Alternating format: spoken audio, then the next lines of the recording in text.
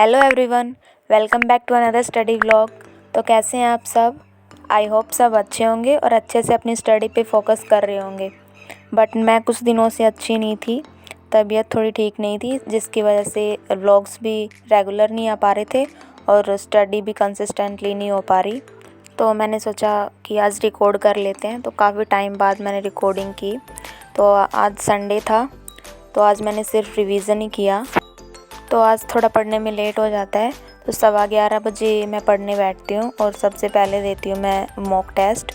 जो previous year paper हैं उनका मैं मॉक टेस्ट लगा रही हूँ, क्योंकि सेक्शनल टेस्ट मेरे कंप्लीट हो चुके हैं। तो मैं डेली एक मॉक टेस्ट लगा रही हूँ अब फुल। तो आज मैंने 10 सितंबर शिफ्ट 2 का जो मॉक था वो लगाया था, जिसमें मेरा स्कोर था 154.5, जिसमें मेरे रीजनिंग में 50 आउट ऑफ 50, इंग्लिश में 36.5 एंड मैथ्स में 48 थे। इंग्लिश में थोड़ा कम स्कोर आया, ये अगर अच्छा होता तो 160 प्लस स्कोर चला जाता। बट वही है ना, किसी न किसी चीज़ में तो कमी रह ही जाती है, कभी इंग्लिश में तो कभी मैथ्स में। जीके तो है ही वीक।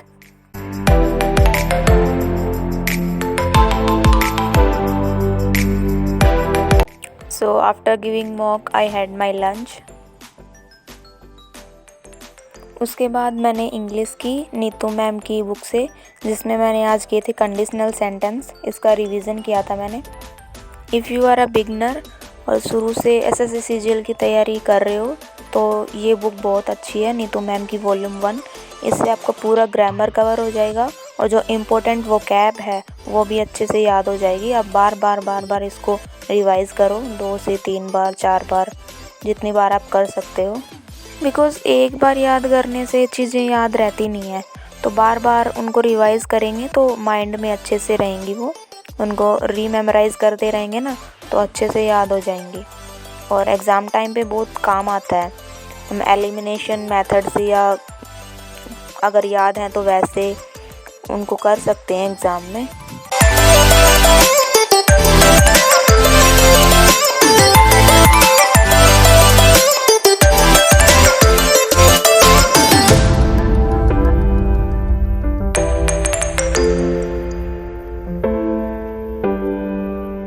इंग्लिश करने के बाद मैंने जीके की ल्यूसेंट की बुक से, जिसमें मैंने आज एंशिएंट हिस्ट्री का रिवीजन किया। मैं हिस्ट्री कंप्लीट कर चुकी हूँ, मैंने आज केवल एंशिएंट हिस्ट्री का रिवीजन किया।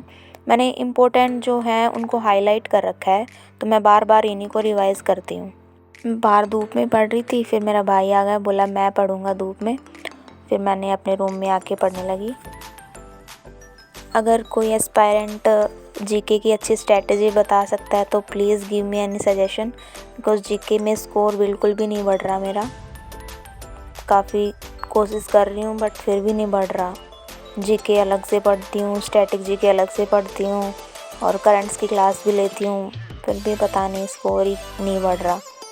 अगर आपका अच्छा स्कोर आ रहा है then please suggest me. Then I had short break, जिसमें मैंने कुछ खाया पिया।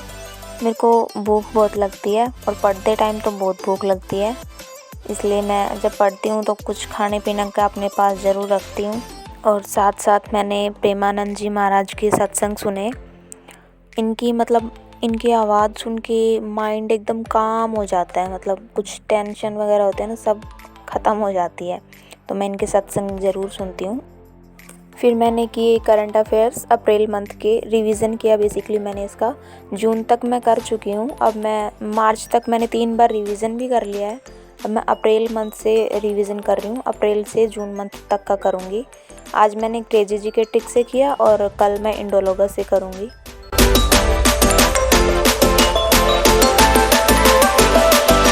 फिर डिनर का टाइम हो गया था, तो मैंने डिनर बनाया, क्योंकि आज मम्मी घर पे नहीं थी। पड़ोस में एक ट्रेजेडी हो गई, जिसकी वजह से मम्मी उनके घर पे थी।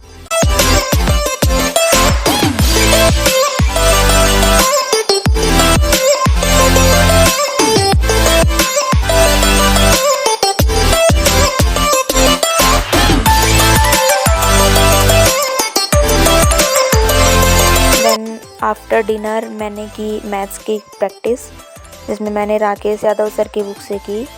तो आज मैंने प्रॉफिट एंड लॉस की जो मैं प्रैक्टिस कर चुकी हूँ पहले, उसमें से जो क्वेश्चन मेरे से पहले नहीं बने थे उन पे मैंने टिक कर रखा है। तो आज मैंने उन सभी क्वेश्चंस को सॉल्व किया था दोबारा से, ताकि दोबारा बनते हैं यानी चेक कर लूँ। अगर आपने चैनल सब्सक्राइब नहीं किया है then please subscribe the channel. I think aspirants को सबसे ज़्यादा ना मैथ्स में ही प्रॉब्लम होती है, तो मैथ्स में ज़्यादा झंझट ना पालो ही मत। अगर आपने सबसे पहले तो सिलेबस कंप्लीट नहीं किया है तो प्लीज़ अपना सिलेबस कंप्लीट करो सबसे पहले तो, देन उसके बाद क्वेश्चंस की प्रैक्टिस करना, प्रीवियस ईयर क्वेश्चंस की ज़्यादा से ज़्यादा प्रैक्टिस करना।